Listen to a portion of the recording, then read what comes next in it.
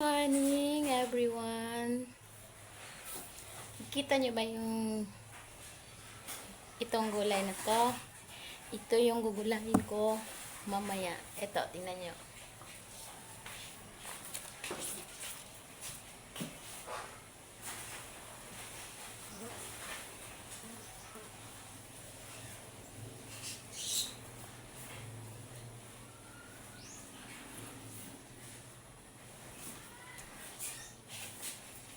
Guys, paborito ko talaga ang gulay na to.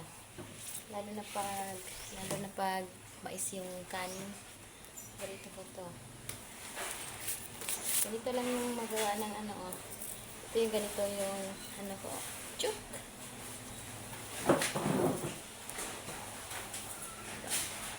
Ganito. Yan. Lahat ito gaganyanin ko rin. My favorite olams. Chuk.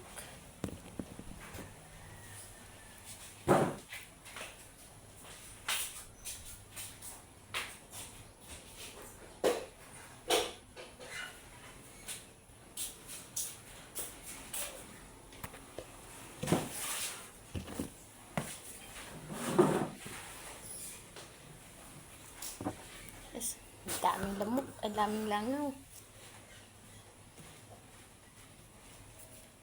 Ito guys. Ito.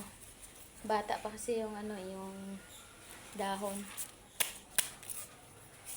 Dati pag nagugulay ako nito, yung maliliit pa kami, parang nag-edad pa ako ng 15.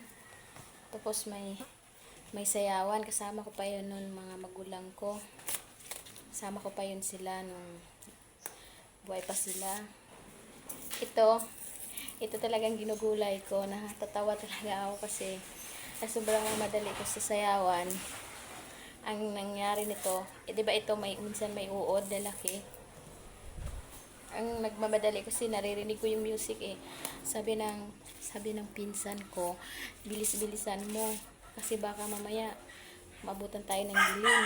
Kailangan maaga pa nandoon na tayo. Tapos ang ginawa ko nito, sobrang mamadali ko, naluto ko yung uod, nahalo ko dito. Ngayon tapos na ako magluto. Sabi ng papa ko, bakit ano bang hinalo mo sa gulay, bakit parang may buo-buo? Tapos pagtingin ko, yung uod pala nga ganito kalaki, nahalo pala.